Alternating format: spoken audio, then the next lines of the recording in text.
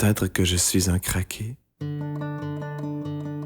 Car alors que je sais que je vais vers ma mort, je sais que s'élève fort en mon fort une psalmodie. Écoute, elle gronde et sort de mon intérieur vallée. C'est une prière que je souhaite ici te partager. Mais elle n'est ni de la Bible, ni du Coran, ni de la Torah, mais elle naît d'elle-même. Elle s'imbibe dans les corps en vie à tort à travers, libre. Une prière qui, sans chercher à ancrer à tout prix le sens du sacré dans mon crâne, tente tout de même d'inverser les crachats que j'ai crachés en de nacrés chakras consacrés à ce que je me sacre la sainte paix une bonne fois pour toutes et sans doute. Une prière qui se hasarde hors de tout calcul émotif. Une prière qui n'a pas besoin de motif. Une prière qui n'a pas besoin de temple, ni de cathédrale, ni de pyramide, parce qu'elle est amie des sapins et des ifs.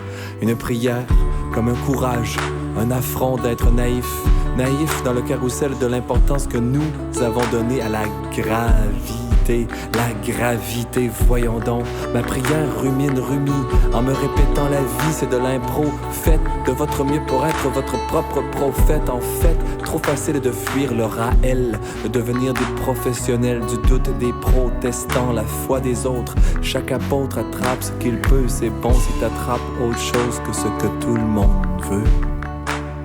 Mais si tu te sens si Confucius, c'est peut-être que t'as oublié là où tu se venais.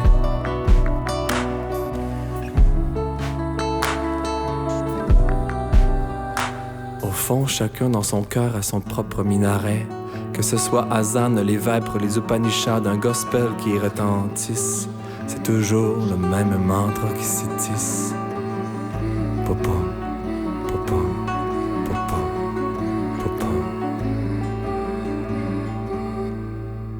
Une prière lisse qui s'est mise dans les interstices de l'être, qui fait plisser le factice, le fanatisme, les palisses du paraître. Une prière aux échos de la ville.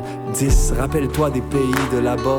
Et l'or que nous avions pour rien dans nos bras. Nos maisons n'avaient même pas de porte et la foi, nous n'en parlions pas tant tout était simplement là. Évidemment que je suis là et que je capote, mais de capoter dans un monde à l'envers, c'est un peu d'apprendre à se remettre à l'endroit.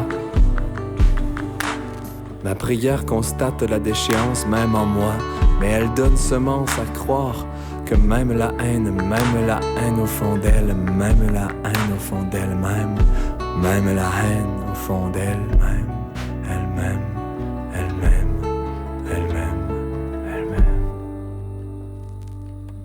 Peut-être que je suis un craqué, mais comme le dit mon ami, le derviche conteur à sa manière, vive les craqués, car ils laissent passer la lumière.